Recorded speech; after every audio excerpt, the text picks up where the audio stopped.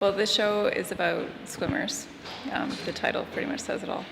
But it arrived at a moment when I had a brand new studio and it was really large and I had no idea what to paint next. And I had 300 square feet. And I thought, well, after much humming and hawing and messing around with new materials for about a couple months, I thought, what do I really love to do? Like with writers, they say, write about what you know about. So I thought, I work best when I'm painting something that I love or I respond to in some way. And so I thought, I love to swim. Like I love to be in water and just that experience of floating around and it feels like you're flying. And if there's ever any water that looks like ever so slightly sparkly, like it could be February and I want to go in it. And so I thought, let's paint some swimmers. So it just so happened to be that at that time, I was just about to go to Argentina for a trip. So I was going with a friend of mine, and unbeknownst to her, she was about to become a model for several paintings. And I bought one of those disposable underwater cameras. This is in 2012. I mean, we didn't have the fancy cases for iPhones and stuff. It's 5 years ago. I mean, things have advanced that much. So I bought one of those disposable things, and so we were kind of messing around in the pool and going under, and I had no goggles or anything. It was just kind of like winging it and hoping for the best because it was film. So when I got the photos back, it was quite a surprise. It was alternately disappointing and hugely delightful what came out of these photographs. And if you saw some of them and next to the painting, you wouldn't believe me that I used it, but it was enough that informed the composition and how I wanted the people to be. And I was able to take photographs and do some drawings from above the water. And then I got to see the way the light played on skin, and that helped me with the paintings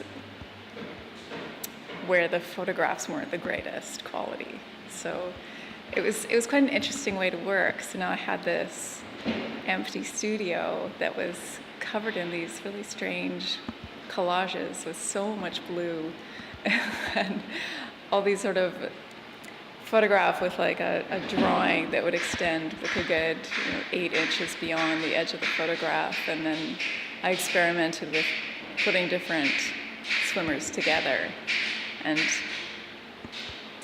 seeing what that would do. Because what I love so much about watching other people when they're in the water, and I don't tend to take photographs of strangers when they're swimming. I don't think that that's the kind of thing to do.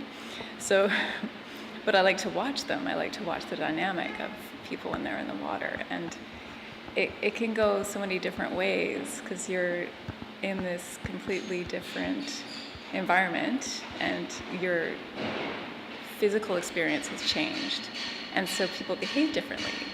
And it can be either they get quite silly with each other and start splashing around and being goofy and bumping into each other.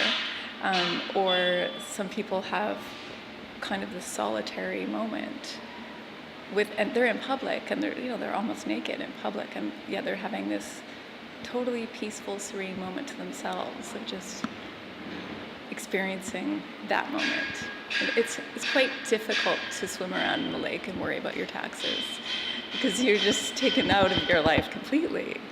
So that's what I loved so much about making these pieces, is that I got to experience that even though I was in my studio not actually swimming.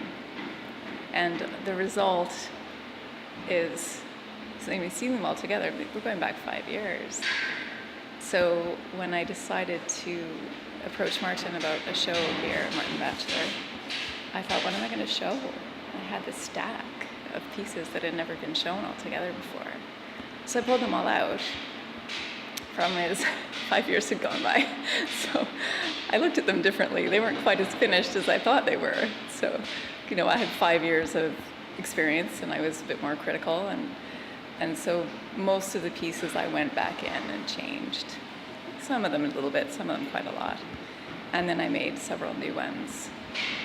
And I also tried some things with Mylar, which I've never worked with before. So it was a very different experience Well, I've worked with a little bit, but I found an old drawing from 2012, and I remembered the experience of working on Mylar as somewhat similar to swimming in a way. It's quite a slippery surface, so it was very different than working with canvas.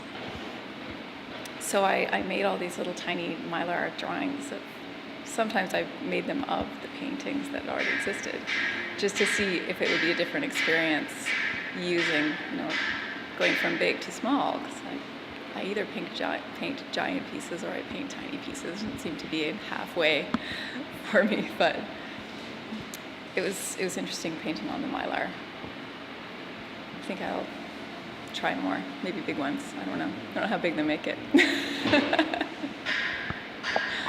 Do you think you're going to work in another series of swimmers again, or this is it for now? I don't think it's it.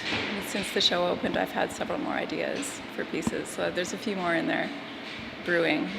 I'm going to be working on another series, almost exclusively, but sometimes it's nice to shake it up and to work on two different series at the same time, just to kind of balance things. So yes, there are more swimmers.